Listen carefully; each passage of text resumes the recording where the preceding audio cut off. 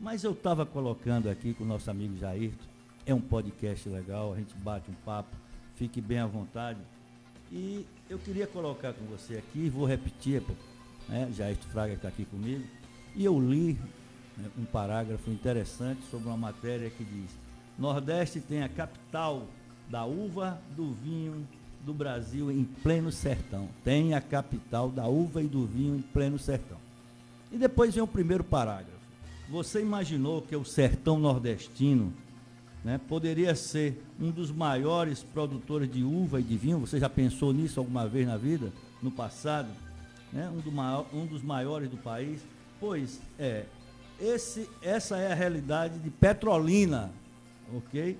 Uma cidade localizada no interior de Pernambuco, às margens do Rio São Francisco.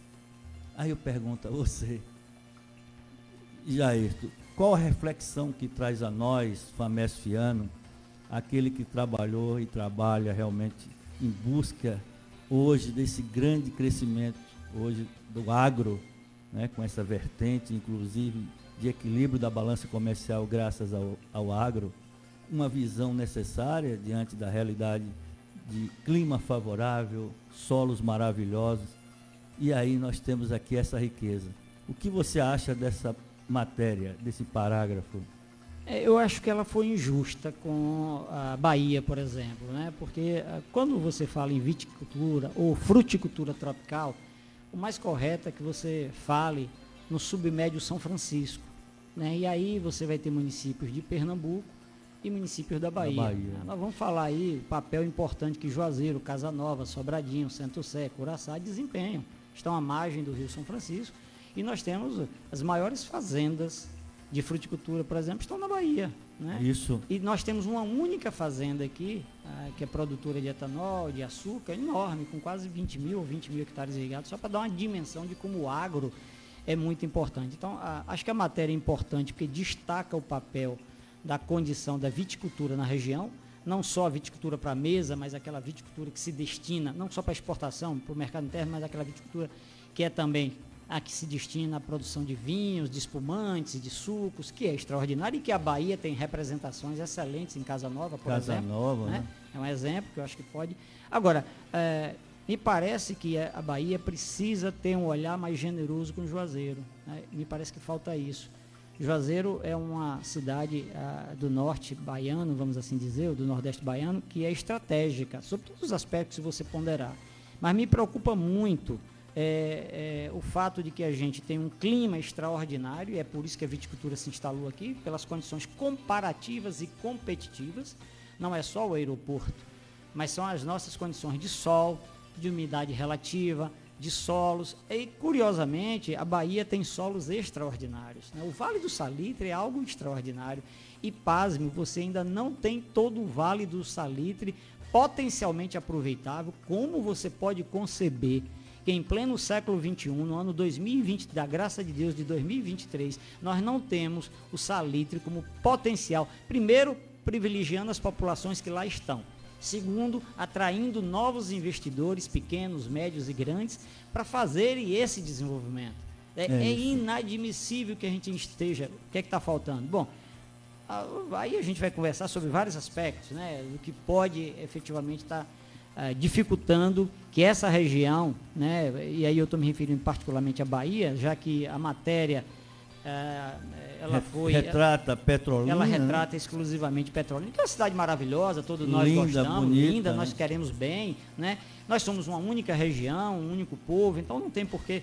Agora, obviamente que nós temos um passivo que é preciso recuperar. O primeiro passivo que eu queria destacar para você é: nós temos 226 mil habitantes e Petrolina tem 370 mil habitantes. É o passivo demográfico.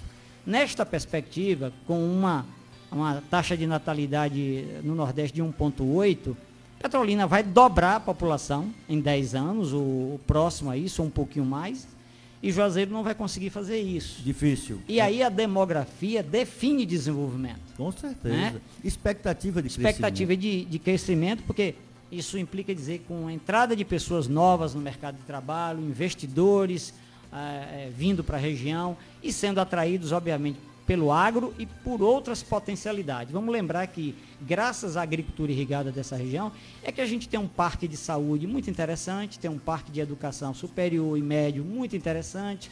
Quer dizer, olhe que serviços se instalaram nessa região graças ao agro.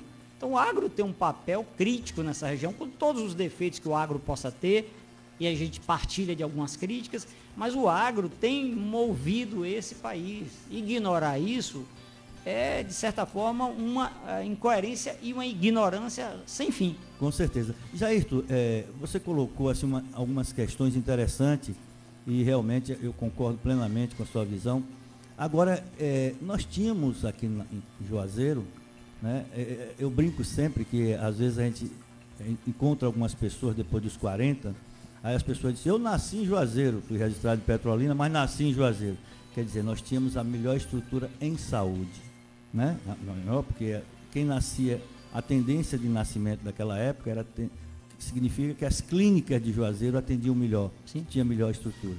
E aí, da mesma forma que a gente fala que eu formei, alguns já falaram, eu formei agronomia porque nós só tínhamos como referência a agronomia, que era a FAMESP. Né? Então, quer dizer, nós tínhamos também uma grande empresa, como a gente colocou aqui, a Codevasf, né, a Comissão do Vale, do Sul Vale, a estrutura, a sede era Juazeiro, inclusive a melhor sede construída na época foi essa de Juazeiro aqui, Ipiranga, aqui onde nós estamos. Então aí eu pergunto a vocês, nós tínhamos a tecnologia, e por que não conseguimos avançar numa estrutura da cidade para que pudesse agregar realmente e trazer e atrair? Porque inclusive quando se fala salitre, como bem colocado você, aí eu pergunto, o salitre em si, brincam, né? Eu acho que é uma brincadeira que o solo, na época você mandava só o resultado da análise de solo, e o solo colhido tinha o projeto do senador Nilo Coelho, que foi financiado pelo Banco Mundial, o resultado do solo era do salitre. Mas pode ser uma brincadeira, mas pode também ser uma verdade, porque naquela época você não mandava o solo, você mandava o resultado da análise. Mas diante de tudo isso, aí eu pergunto a você hoje, você já colocou em questões demográficas, difícil da gente reverter, mas numa questão de retomada, pelo menos de organização, porque hoje nós temos polo estudantil, nós temos além da própria FAMESP, que eu falo FAMESP não adianta, o pessoal, mas eu sou famesfiano, eu não mudo. Mas diante de tudo isso, o que você imagina hoje que precisamos para visualizar, pelo menos acompanhar o processo de organização do que está acontecendo do outro lado? Eu acho que o elemento gestão de cidades ele é crítico, né? Não se pode ignorar esse elemento. Por exemplo, nós temos vários vetores que podem tentar diminuir essa diferença. Né? E aí, quando eu digo essa diferença, eu digo esse passivo que há entre duas cidades que são irmãs, né? Que estão juntas, unidas e não separadas pela ponte. Quer dizer, a ponte não separa, a ponte liga, a ponte une. Né? Mas Juazeiro precisa fazer também o seu dever de casa em relação a algumas coisas. Por exemplo, não é possível que a gente ainda continue convivendo com muriçocas.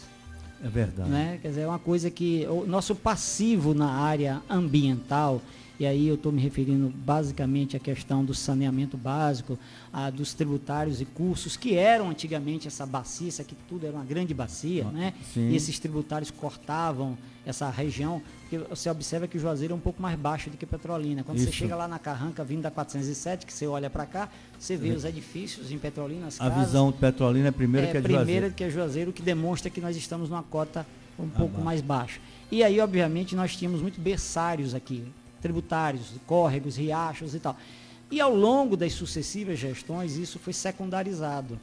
Essa secundarização nós colhemos hoje, com esses cursos, né, esses canais cheios de lixo, proliferando, porque muriçoca, o Culex quinquefaciatus, que é o nome científico da danadinha, ela só prolifera em água parada e sem oxigênio. Né? Então, se você tem, por exemplo, canais em que a água circula, né, você tem esse problema resolvido. Verdade. E, obviamente, tem lançamento de esgoto. Eu acho que essa é uma questão, porque essa é uma questão que as pessoas, quando chegam aqui, vão para os hotéis, os restaurantes, dizem assim, mas, puxa, eu não posso ficar do lado de fora, porque em certas épocas a quantidade de muriçocas é uma coisa que realmente incomoda as pessoas. Parece uma coisa sem importância, mas não é. Ela é determinante para investidores. Uma outra questão que me parece crítica é que os atores políticos da região precisam entender que Juazeiro já teve deputados federais, né? Inúmeros, né? Vários, Inúmeros, né? E já tivemos um papel importante, não só como parlamentares estaduais, mas como parlamentares federais. Já tivemos um ministro de Estado. Tínhamos o presidente da República, né? E já tivemos um ministro de Estado. Ministro né? de Estado também. Enfim, apesar de tudo isso, parece que o nosso passivo no campo do desenvolvimento é ruim. E observe que quando da chegada da Univasse, a disputa que houve em relação a um determinado ator político de Petrolina, que queria que a Univasse ficasse exclusivamente em Petrolina, e aí, graças a Walter Pinheiro, Jorge Cury e tantos outros atores, Edson e Joseph, e esses atores na época atuaram efetivamente para garantir que Juazeiro também tivesse a Universidade Federal, e ela veio. E nós ficamos com as áreas de engenharias. Então, assim, veja, ciência e tecnologia é crítico para fazer desenvolvimento. Sem terra, sem sol, sem água, sem gente e sem conhecimento, você não desenvolve. Não desenvolve. Esses são 5 recursos que são críticos. Nós precisamos de gente cada vez mais qualificada. Né? Nós temos aqui pouquíssimas escolas técnicas profissionalizantes e aí nós precisamos de coisas. Para você ter uma ideia, nós temos um curso de engenharia de bioprocessos e biotecnologia funcionando numa universidade pública aqui, e ela estava até um dia desse sem professores. Eu acho que continua sem professores. Percebe? Difícil. Aí sabe, é complicado. Você um consegue número mais mínimo, difícil que a escola. Um número mínimo de professores, tá, que não dá sustentação, e você precisa de um número maior para dar sustentação e tal. E você vê poucos atores comprometidos com isso. As pessoas não perceberam que o ensino superior não só promove a ascensão social, não é só esse discurso, mas é que o ensino superior, se voltado para o desenvolvimento da ciência e tecnologia, ela promove o desenvolvimento. Correto. Tá? Concordo plenamente. E quando você cria programas de pós-graduação, mestrado, doutorado, especialização, você amplia isso porque as pessoas vêm para a cidade. E ao virem, as pessoas resolvem investir. Veja, a gente ainda não tem um portfólio de investimentos, tem? Não. Nós precisamos de um portfólio de investimentos que não é só terra, mas são as vantagens comparativas. Quais são as vantagens comparativas? Nós temos 365 dias de sol ou 2.800 horas de luz ano, no mínimo. Temos temperaturas altas, que as pessoas se queixam muito, mas essas temperaturas também é propícia para que a gente tenha uma fruticultura sem grandes problemas fitossanitários. A gente tem, notadamente na parte entomológica, insetos, ácaros, né? Mas na parte de bactérias, fungos, a gente tem menos. Por quê? Porque as condições atmosféricas não favorecem isso. Do lado da Bahia, nós temos solos magníficos. A gente citou o Salitre, você, engenheiro agrônomo, conhece isso muito bem, mas nós temos a Estrada da Doutora, com potencial fabuloso também. Muito grande. Além disso, nós temos daqui para Massaroca também solos maravilhosos. Quer dizer, veja, nós não aproveitamos as águas de subsuperfície e nem aproveitamos melhor as águas de superfície. Isso. Né? E nem apostamos, agora tem uma discussão sobre canais, né? Agora se fala muito no canal aí. Canal Sertão Baiano. Sertão Baiano que se fala e tal. Enfim, o potencial nosso já está demonstrado. Quanto mais perímetros agrícolas irrigados nós tivermos, melhor vai ser o nosso desenvolvimento. E aí eu não quero secundarizar o papel da caprino-ovinocultura, que é extraordinário, tá? Com certeza. Caprino-ovinocultura é extraordinário e nós podemos melhorar muito, né? Inclusive já tem associação de produtores aqui, que fazem um trabalho muito legal. Eu acho que isso ainda pode ser referência. Agora, isso só vai ser referência se nós, como cidadãos, e aí eu estou me referindo não só ao poder público, mas todos, iniciativa privada, setor público, se a gente entender que a gente precisa, a despeito das divergências que cada um tenha, mas a gente precisa estar unido quando se trata de desenvolver Juazeiro. Eu tenho certeza disso. Agora, você colocou duas questões interessantes. Primeiro, uma segurança hídrica, né? Sim. Porque quando você coloca salitre, o grande problema de salitre hoje é uma segurança hídrica. Nós temos solos férteis, né? Temos uma situação favorável, as pessoas não se sentem preparadas, porque o Estado, inclusive, da EBDA, extinguiu-se a EBDA. Né? Todas aquelas empresas estaduais que davam suporte ao pequeno, a SERB está aí, né, em situação realmente vexatória. Nós temos também a ACA em situação, né, calamidade pública. Aí eu pergunto, o Interba, que ajudava na regularização fundiária, que era essa que titulava e facilitava o acesso ao crédito, né, porque criaram o rigor, os bancos, os fomentos criaram o rigor de acesso ao crédito e não acompanharam o processo para titular a terra. Então, quer dizer, é uma questão grave. porque nós sabemos que existe muita dificuldade hoje na questão fundiária, né? Então, quer dizer, nós fomos colocando o pequeno cada dia mais afastado de uma condição de crescimento, porque a EBDA em si contribuiu bastante. Sim, muito mesmo. O início de tudo ali era a EBDA, a Codevasf, que tinha também assistência técnica, né, completava-se com assistência técnica, uma visão de organização de projetos, mas tinha também assistência técnica, tinha também assistência social, porque eram pessoas que não estavam preparadas. Eu me lembro que as pessoas, eles brincavam assim, diziam: olha, fulano começou a ganhar dinheiro e hoje já tem 3 mulheres, 2 carros, não sei quanto foi. Quer dizer, era uma questão social, uma desorganização social que precisava dali a orientação. E a Codevasf tinha vários assistentes sociais que ajudavam no processo de fundação dos projetos. Então eu pergunto a você, diante dessa segurança hídrica, você é testemunha, eu trouxe aqui uma testemunha viva, sobre José Teodomiro de Araújo. Até a gente estava lembrando ali quando nós nos encontramos. Eu levei ele ao NEP porque ele me ligou e disse: Valdemar, pensando que era meu pai. Ele foi colega do meu pai na Comissão do Vale. Eu disse: olha, Zé, aqui é Valdemar Júnior. Ele disse: rapaz, você já está formado? Ele já. Foi você que criou o Aves? Foi. Eu tenho um negócio bom para você. Eu pensei que o negócio que ele fosse dar, no máximo um carro, uma viaturazinha para a gente andar, tinha dificuldade de acesso ao salitre. Ele disse: eu tenho uns 750 mil reais. Naquela época, 22 anos atrás, eram uns 7 milhões e meio hoje. Eu quase caí de costa. Não é brincadeira, o senhor está brincando. Não.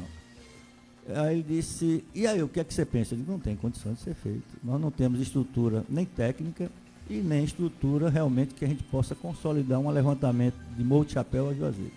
E aí, nós somos ao NEB. E quem encontramos? Primeiro José Humberto, e depois vamos falar com o Jair, que Jair sonha um negócio desse também.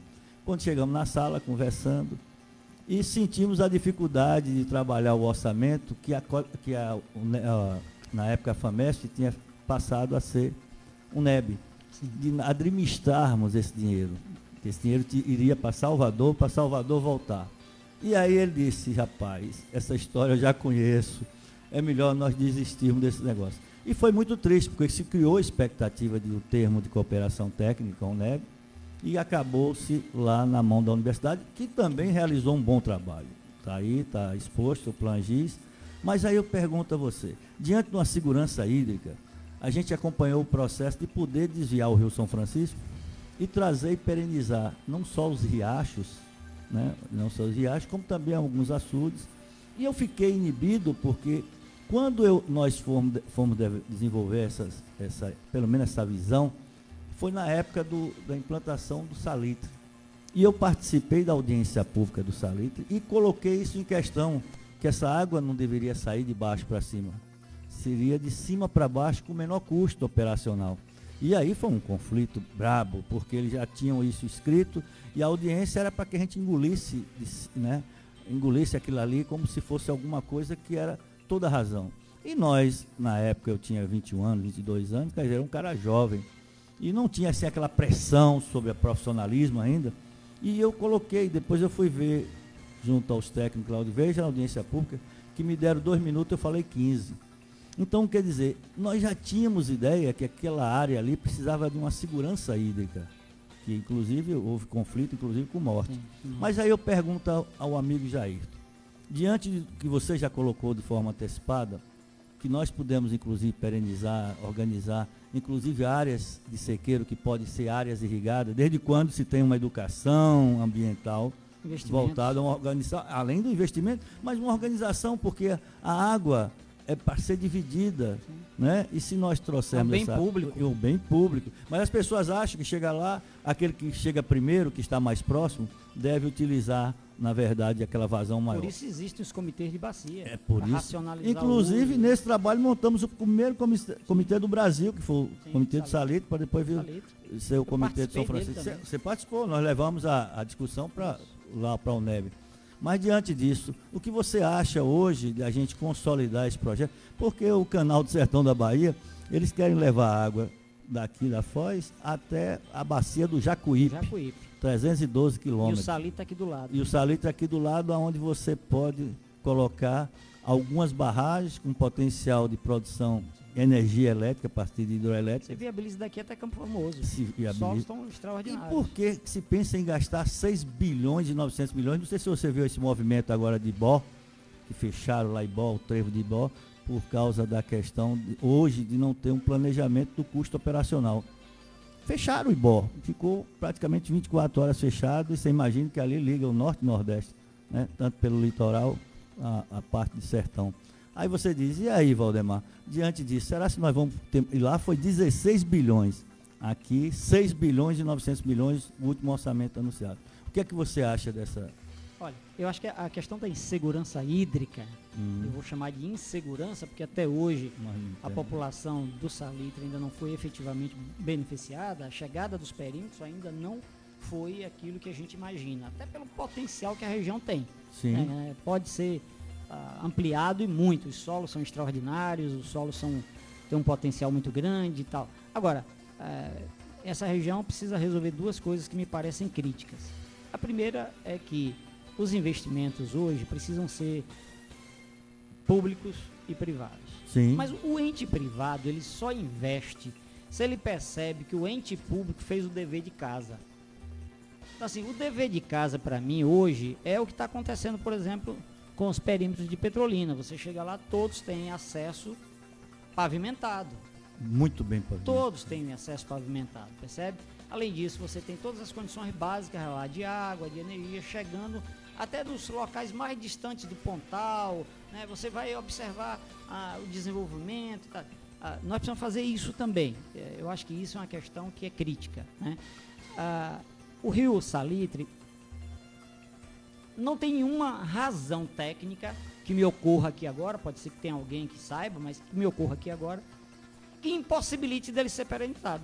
Eu desconheço, mas se tiver, seria bom que alguém dissesse, olha, tem essa razão, porque eu desconheço isso. Eu também desconheço. E ao fazê-lo, você incorporaria a economia dessa região, não só de Juazeiro, mas Juazeiro, Campo Formoso, Jaguarari, que essa região toda, você incorporaria a economia, um plus de desenvolvimento extraordinário, que existe esse potencial. E eu me referi aí a 3 vetores: o vetor da adutora, que você vai estar lá, Caraíba, o vetor do centro da BR-407, com áreas aí com potencial na franja da grande empresa Agrovale, e o vetor do Salitre, que a perenização poderia viabilizar muita coisa. Então você vê, nós vamos levar água para a bacia do Jacuípe, maravilhoso, ótimo, sem problema nenhum, são baianos também que precisam de água, não tem nenhum problema, né? Ninguém vai se posicionar contra, mas por que a gente não resolve isso localmente? Qual o problema? Hoje nós temos a 3ª maior usina de energia solar do país, está instalada em Juazeiro, aqui pertinho. No Salitre? É aquela de Salitre? Aqui a 5 quilômetros daqui. Ah, é? A 3ª maior usina eólica, né, do Brasil. Está instalada aqui, gente. Quer dizer, veja, fotovoltaica também, lá no Salitre. Observe, nós temos um potencial de energia eólica, de energia solar, nós temos água, nós temos solos, né? Mas nós precisamos resolver a questão dos investimentos. E aí eu quero falar um pouco sobre os investimentos públicos, até para responder um pouco o que você pergunta. Observe, nós temos agentes financeiros públicos, né, que fazem mais ou menos esse papel, que é, por exemplo, financiar para o pequeno, médio, grande agricultor, para a cooperativa, para a agroindústria, para a empresa jurídica do agro. Mas a gente não tem clareza do volume de recursos que são dispensados para fazer isso. Por exemplo, nós temos um ente público aqui que é muito importante, que é a Caixa Econômica Federal, que, por exemplo, precisa de uma coordenação de crédito rural aonde? Em Juazeiro. Em Juazeiro, correto. E não tem, percebe? Por quê? Porque, veja, não dá para você, e aí nada contra, mas não dá para você depender, por exemplo, da coordenação estando em Petrolina. Não, Petrolina é uma cidade maravilhosa, a gente deseja tudo de bem, pujante, continue desenvolvendo, mas nós precisamos dessa coordenação também em Juazeiro. Com certeza. Por quê? Porque o crédito rural para Juazeiro, para Curaçá, para Casa Nova, para Sobradinho, para Centro-Sé, para essa região toda, precisa também de um olhar mais específico, baseado nas nossas potencialidades, que, do ponto de vista das questões que eu coloquei, são maiores. Nós temos hoje universidades? Temos. Nós temos instituto de pesquisa? Não. Lamentavelmente, a EBDA foi extinta numa canetada em 2014. Um grave erro cometido pelo Estado. Um grave erro cometido pelo Estado, né? E acho que a tentativa de se superar via editais para que organizações não governamentais pudessem concorrer, não substitui.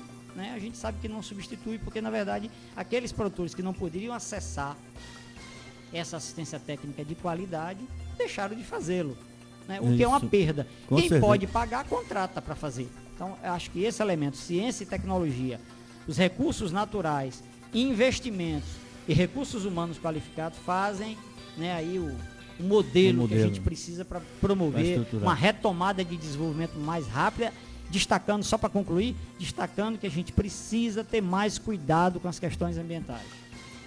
Senão a gente não vai ter produção. Olha, eu vou fazer uma pergunta e nós vamos aos comerciais, depois Jairto responde.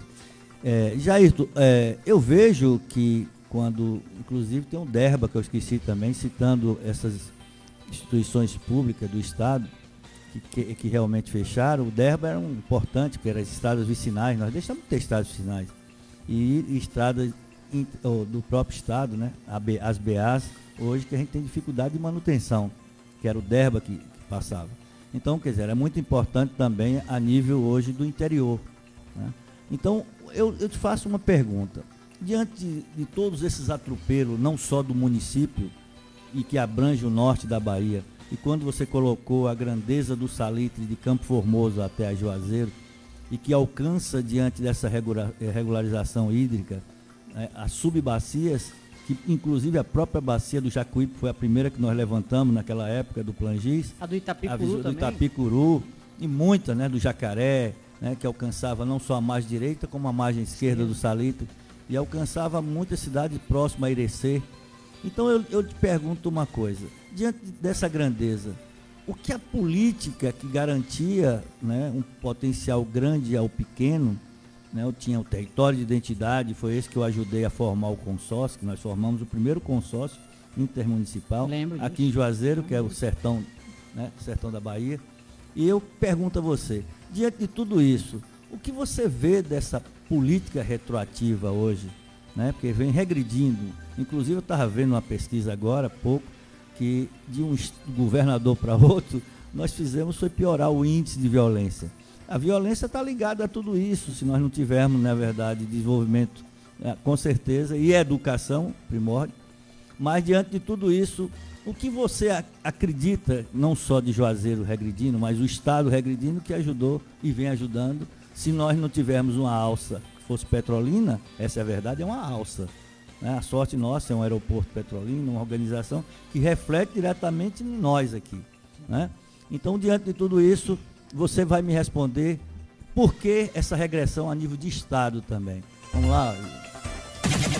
Programa Antenados com as Cidades. Cidade FM, a gigante do rádio. A Prefeitura de Juazeiro celebra mais uma conquista para a nossa cidade. É a Travessia Urbana, um projeto incrível que vai melhorar a infraestrutura de Juazeiro. Com mais de 180 milhões de investimentos, a Travessia Urbana prevê a duplicação da BR-407, entre a rotatória do Mercado do Produtor até a Ponte Presidente Dutra. O primeiro passo já foi dado e as obras já iniciaram. Prefeitura de Juazeiro, um novo tempo de trabalho. Punção biópsia guiada por ultrassom e ultrassom de tireoide é mais um serviço oferecido pelo IPARDO, na Rua Tobias Barreto, Petrolina, 3866-4050, 3866-4050. Ou pelo WhatsApp 879-8853-0318. Informação e a notícia comentada. Você ouve de segunda a sexta, a partir das 15 horas, no Revista da Cidade. O seu programa de jornalismo com o Balcão, Walter Mário Pimentel. 95.7 Cidade FM. Cidade FM.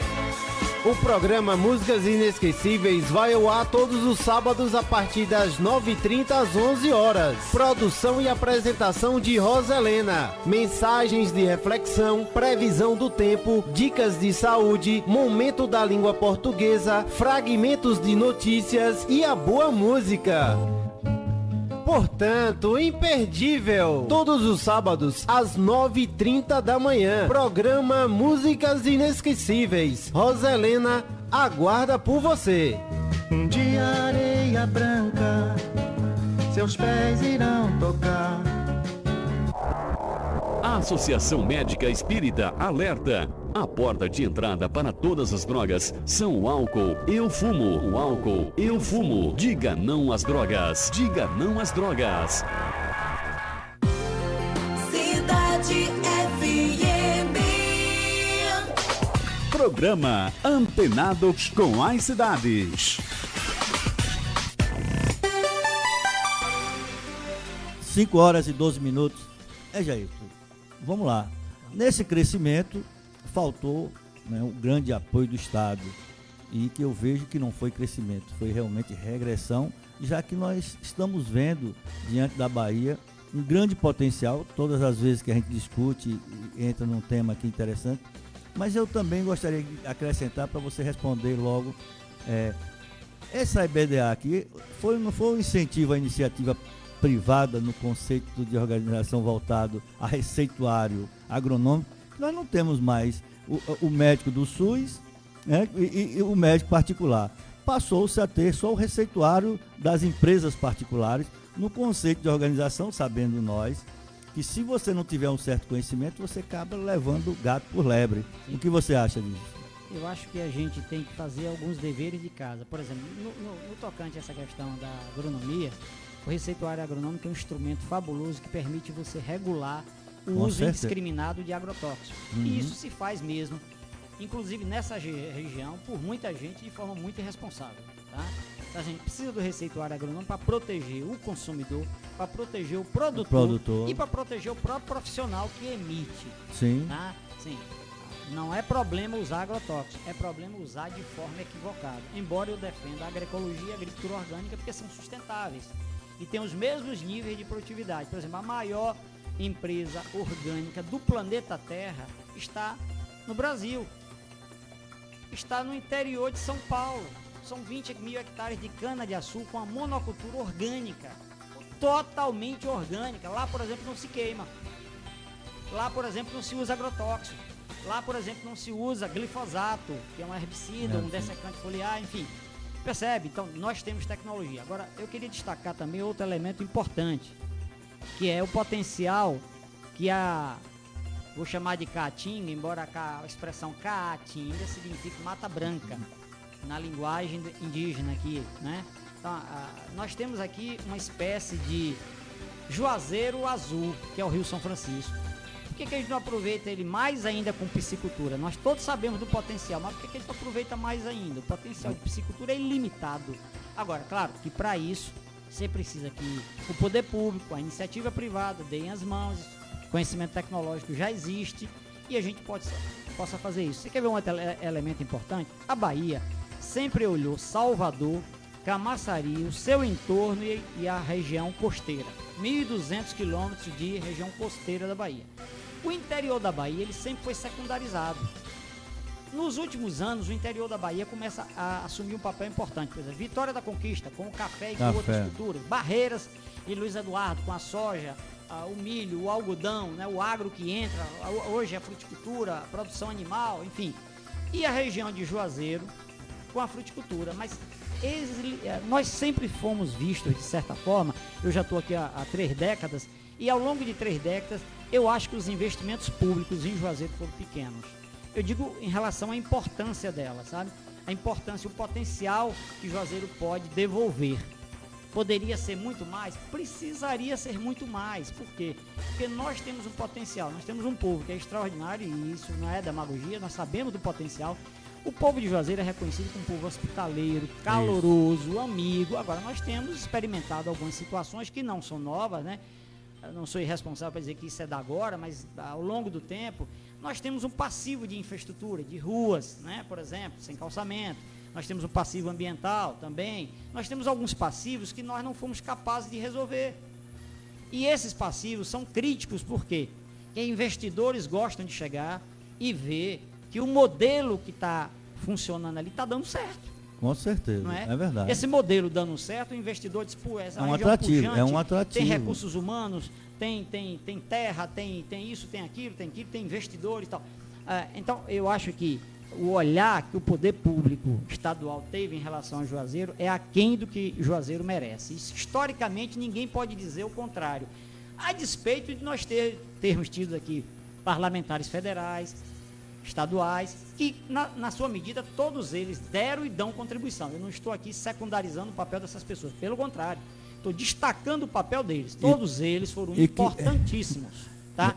Os gestores atuais, os gestores passados, todos eles deram grandes contribuições a Juazeiro, mas insuficientes. Está aquém, né? Do outro lado da porta. É isso que eu digo. A gente coloca como exemplo no sentido de você ver que existem potenciais. E esses potenciais precisam ser abertos, e esses potenciais vão da inteligência artificial aos recursos naturais, né? Com certeza. Aos recursos naturais, às energias. As energias. Porque nós reunimos aqui 3 coisas que poucas regiões do mundo têm. Nós temos energia natural. Nós temos solos bons e nós temos água. E de sobra, Deus presenteou com um povo que gosta de trabalhar, que sabe equilibrar o trabalho com o lazer, com a vida. Você quer mais o quê? Rapaz, nós temos tudo, né? Nós temos tudo. Agora, Jairto, diante do que você colocou dentro do potencial energético, dentro desse resultado, inclusive, eu sempre coloco dentro da riqueza, a questão do Morro Chapéu para cá, a declividade é 1.200 metros. Quando o nosso ex-presidente colocou Raposas Terra do Sol, ele colocou 16 quilômetros com desnível de 12 metros. Isso, ele achou o máximo. Aquilo ali tem uma riqueza imensa, solos bons. E você imagine se ele alcançar aqui 320 quilômetros com declividade de 1.200 metros. Olha a riqueza. E além de um grande potencial turístico. Nós perdemos hoje a situação de Sobradinho, já. A gente colocou a piscicultura aqui rápida.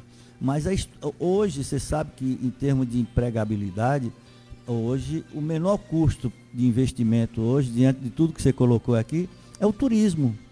E nós aproveitamos muito pouco do turismo. Né? Nós temos aí, eu estava conversando com um amigo que chegou de fora esses dias, a gente estava conversando, ele está morando fora do Brasil, foi meu aluno, formou na Rural em Recife e hoje está nos Estados Unidos, mora nos Estados Unidos. E tem plantio de manga aqui, uma frota de ônibus, e vive para lá e para cá. Quer dizer, olha, saiu daqui. Um fera daqui que estudou no Paulo VI. Estudou no Paulo VI. Você imagina a grandeza do cidadão. Agora eu pergunto a você, diante de tudo que ele colocou, ele vê o seguinte, a Ilha do Fogo, a gente colocando sobre a Ilha do Fogo, que eu fiz até uma pergunta ao pessoal que está no movimento da limpeza da Ilha do Fogo. E aí eu pergunto, nós temos ali um estaleiro, um galpão, que poderia servir ali como um grande museu, um atrativo, onde você pega do Médio São Francisco, onde você pega realmente algumas hoje materiais de Casa Nova, da velha Casa Nova, da velha Remanso, né, que foram na verdade inundadas, e desce até Petrolândia. O primeiro projeto de irrigação não é Bebedouro, foi Barreiras em Petrolândia. E eu morei lá, porque meu pai foi para lá, passou um período lá. Então, quer dizer, nós temos riqueza à margem desse São Francisco, que a gente nem imagina diante da grandeza. E nós, hoje, com certeza, acolhendo o turismo está carente, quer dizer, a gente que deveria buscar para potencializá-lo, não, a gente fica fazendo aqui turismo que as pessoas dizem, até a barca do vinho poderia ser melhor, claro, porque nós não exigimos e não buscamos, na verdade, questões que possam nos dar retorno financeiro. Você vai num barzinho, você vê o tratamento diferenciado. Né? Então, quer dizer, eu acho que nós temos tudo, e faltou citar o mais importante hoje, o menor custo de investimento, que é o turismo. Sim. Né? Mas o que você acha hoje, diante desse potencial não aproveitado? Olha, o turismo rural, né, esse que você se refere, né, ele tem sido tocado basicamente por 1 ou 2 empresas aí, a despeito de um potencial fabuloso que possa ter, de conhecer o lago, enfim, de navegar pelas águas do rio. É um dos investimentos mais baratos que tem que ser feito, inclusive. Com certeza. Os mais baratos, Eclusa, um retorno... nós temos a terceira eclusa, ou a quarta eclusa do mundo. Tem uma, inclusive, que sustenta um país no atrativo turístico. Isso. E aqui a gente tem essa aí que... Sustenta o país e agora está modernizando ele todinho. Vai ter que... É uma tendência, né? Bom, veja, eu acho que o potencial do turismo rural é para além da viticultura. Tá? Eu acho que é para além da viticultura. Viticultura é um vetor dentro disso, mas eu acho que tem outras possibilidades. Agora, eu queria me ater muito que, veja, a gente está num dilema muito sério e aí é preciso que todos nós, poder público, iniciativa privada e os diferentes atores se deem as mãos nesse momento. Esse não é um momento de divisão. Por exemplo, ou a gente percebe que a retomada do crescimento, e aí eu estou falando do crescimento na perspectiva do desenvolvimento, que inclua pessoas, né? Porque a gente não pode ter uma periferia miserável e um centro bonito, né? Sim. Precisa ter uma periferia também cuidada, né? Com certeza. Ela precisa refletir o conjunto. Uma cidade harmônica, uma Smart City, uma cidade inteligente, ela precisa refletir o conjunto, né? Não é pra gente pegar os bairros melhores e tal, a gente cuida lá e a periferia a gente não cuida. Precisa harmonizar isso. Mas veja, eu vi, por exemplo, agora na área imobiliária, um lançamento de um loteamento de 4.000 lotes. É um vetor de desenvolvimento. Nós estamos falando de 4.000 lotes, né? Muito Isso bom. Certamente vai gerar muita oportunidade de emprego, né? Isso é uma coisa positiva, sem dúvida. Muito bom. Positiva. Veja o potencial que nós temos. A questão demográfica, por exemplo, você pode resolver quando você resolver questões que são basilares. Entre essas questões se você potencializa a economia para além da área de serviços, que tem uma participação no PIB importante em Juazeiro, do agro, que tem uma participação importante, nós temos um setor industrial que é pífio. Com certeza. Né? Mas nós temos potencial para isso? Grande. Nós temos. Nós podemos trabalhar isso melhor? Eu acho que sim. Quais são as alternativas? Bom, tem vários atores institucionais que têm capacidade para fazer reflexão sobre isso. Isso é fácil? Não. É fácil de dizer aqui no microfone. Fazer envolve isso que eu estou dizendo. Quer dizer, a gente precisa desarmar espíritos e entender que esse processo é conjunto. Ninguém vai fazer isso. As universidades têm um papel importante? Tem. As lideranças têm um papel importante? Tem. Com certeza. A gestão institucional tem um papel importante? Tem. Os cidadãos e as cidadãs têm um papel importante? Tem. Todos nós. Agora, sem recursos, né, tudo que se disser não vai resultar em um protagonismo importante. Vai ser mera demagogia. Eu insisto em dizer que o Estado precisa ser um ente fomentador do desenvolvimento. Ele precisa ter recursos.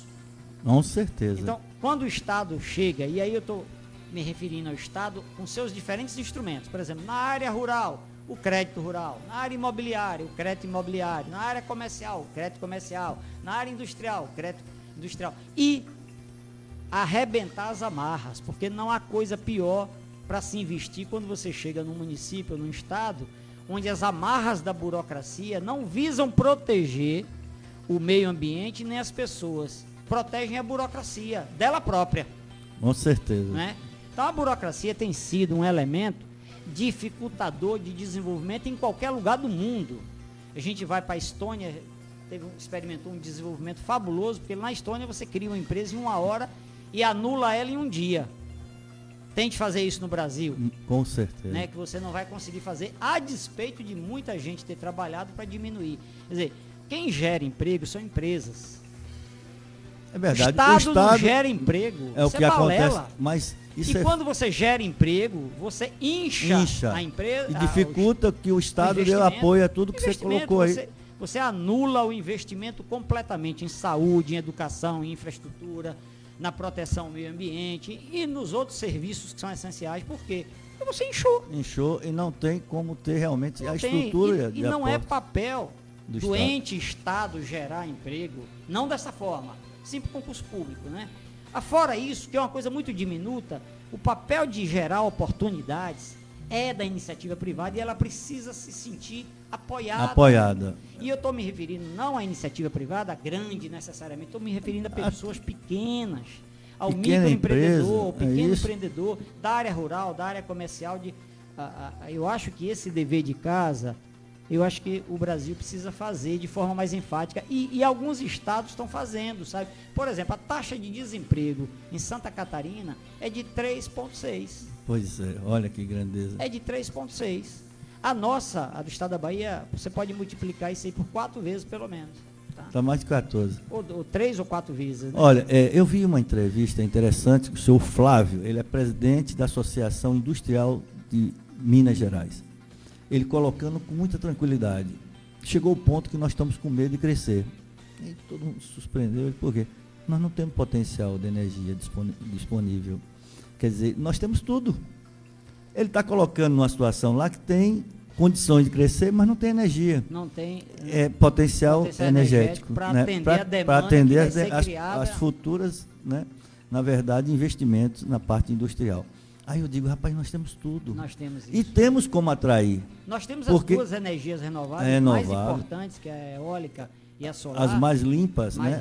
A hidroelétrica, nós estamos falando de Salita aqui, que pode construir quantas hidroelétricas no Não, e nós temos aí, deixa eu te dizer uma coisa, nós temos a biomassa. A biomassa. Tá certo? Porque assim, a biomassa gerada nessa região poderia estar produzindo gás, por exemplo. Com certeza. E isso é, adicionalmente, algo muito importante. Eu fico pensando no dia que a gente for capaz de descentralizar a produção energética, né? Por exemplo, de etanol. Você percebe que esse país fez o dever de casa em 1973, 74, quando criou o Proálcool, o mais importante programa da matriz energética brasileira, do conjunto, do conjunto. Faz parte da matriz energética brasileira. Então, a energia limpa. Observe, nós criamos aqui e nós nunca apostamos nele. Parece que agora a gente vai passar de 27% para 30% do etanol dentro do combustível. Já não era sem tempo, mas imagine, nós já deveríamos ter o etanol como o nosso combustível prioritário. Você vai dizer um monte de coisa aí. Não, mas aí a indústria do petróleo, o Brasil também produz petróleo. Então, ok, não estou dizendo que isso não seja viável e que isso não seja utilizável. Mas veja, o nosso potencial na área energética é tão gigantesco que a gente poderia ser, por exemplo, ser um fornecedor de energia. E lembre, nós temos uma parceria Itaipu Bionacional com o Paraguai, onde a gente ainda compra energia. Por incrível que pareça. Nós ainda compramos energia do Paraguai, não sem razão. Agora o presidente do Paraguai disse, epa, para com isso aí. Né? Essa questão não vai continuar desse jeito. Ele já enquadrou o Brasil, claramente. A mesma coisa em relação à Bolívia. Nós dependemos do gás boliviano. Sem o gás boliviano, nós não vamos. Agora imagine, todo município brasileiro tem um lixão ou tem um aterro sanitário, produzindo gás pra caramba. E a gente não transformou isso num negócio. Jairton, eu lhe agradeço demais. Realmente foi uma grande aula. Não fui seu aluno, mas poderia ter sido, e para aprender sempre a tempo, né? Então, agradeço a você a sua presença. Pena que o programa da gente é só de 1 hora, porque senão nós bateríamos papo aqui, olha, horas e mais horas, e eu tenho certeza que a audiência está batendo o recorde aí. Agora eu te pergunto uma coisa. Diante de que você hoje visualiza, entende o processo, você hoje já saiu do Estado, né? Já não está, já está aposentado. E o que o amigo faz agora? Venda aí o seu produto. Eu comecei minha vida na iniciativa privada, não no serviço público. Né? Eu, no início da minha vida privada, eu era projetista, né? Elaborava projetos de custeio, investimento, relatório de impacto ambiental, estudo de impacto ambiental, plano de recuperação de áreas degradadas. Então, eu sempre atuei muito na área de agricultura e na área ambiental. Eu continuo agora com uma empresa, né? Tenho um núcleo de consultoria especializada, Sociedade Cota Limitada, onde eu atuo. Qual o telefone? Qual o telefone? Quem quiser hoje contratar o serviço do nosso amigo. Minha empresa fica ali na Travessa José... Próximo ao fórum. Próximo ao fórum, exatamente. Mas o telefone o VB Empresarial, Instagram, Segundo Andar... Tem Instagram, mas eu posto muito pouca coisa. Na verdade, eu faço Mas o telefone você lembra, não é possível? É o 7499-107-3451. Na verdade, eu foco mais, eu me preocupo muito com a qualidade do meu trabalho. Tenho feito pouca propaganda, né? Eu acho que a melhor propaganda é o que eu fizer.